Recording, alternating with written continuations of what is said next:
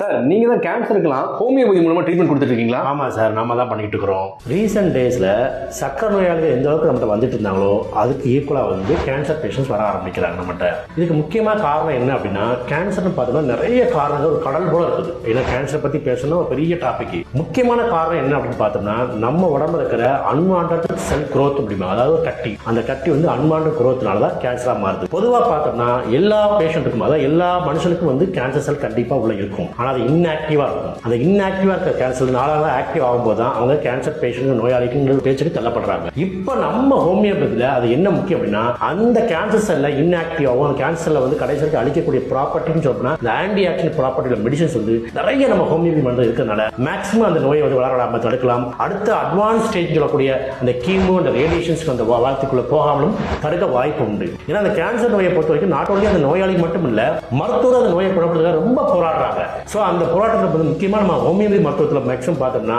இது எடுக்கும் போது நிறைய அந்த கேன்சர் செல்ஸ் நிறைய நார்மல் கொண்டு வர வாய்ப்பு உண்டு. உங்களுக்கோ உங்க ஃப்ரெண்ட்ஸ் அண்ட் ஃபேமிலி யாருக்கோ கேன்சர் நோயால ரொம்ப கஷ்டப்படுறீங்களா, நம்ம ஸ்கிரீன்ல நம்பருக்கு கால் பண்ணுங்க. அதை பற்றி சந்தேகங்களை ஃபுல்லாக கேட்டுக்கோங்க. அது மூலமா நம்ம ஹோமியோ சிகிச்சை மூலமா முக்கியமா என்ன பண்ணணும்னா அந்த கேன்சர் தீவிரத்தை குறைக்கலாம். மேக்ஸிமம் இந்த ஹோமியோபதி மருந்துல பார்த்தோம்னா நிறைய ஆன்டி ஆக்சிடென்ட் ப்ராப்பர்ட்டி மருந்து நிறைய கொடுக்குறோம். அதன் மூலமாக கேன்சர் நோயை வராமலும் தடுக்கலாம், அந்த வந்த கேன்சர் தீவிரத்தை குறைக்கலாம். அதுக்கடுத்து ஒரு சர்ஜரியும் கீமோ ரேடியேஷன் அளவையும் குறைக்கலாம். உங்க சந்தேகம் எதுவாக இருந்தாலும் ஸ்கிரீன்ல நம்பருக்கு ஜஸ்ட் கால் பண்ணி உங்க சந்தேகத்தை கேட்டுக்கொள்ளலாம்.